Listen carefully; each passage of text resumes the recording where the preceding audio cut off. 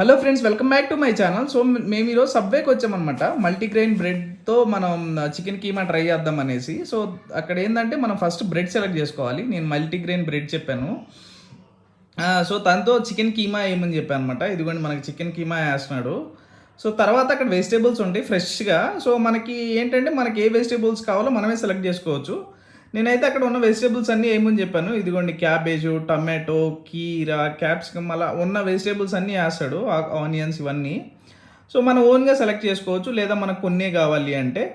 తర్వాత ఏంటంటే ఇక్కడ సాసులు కనపడుతున్నాయి కదా, ఆ సాసెస్ కూడా అడుగుతాడు అనమాట. మనకి ఏ సాసెస్ కావాలి అనేసి. నేను కొంచెం చీజ్, తర్వాత కొంచెం బార్బిక్యూ సాస్ ఇవి వేయమని చెప్పాను.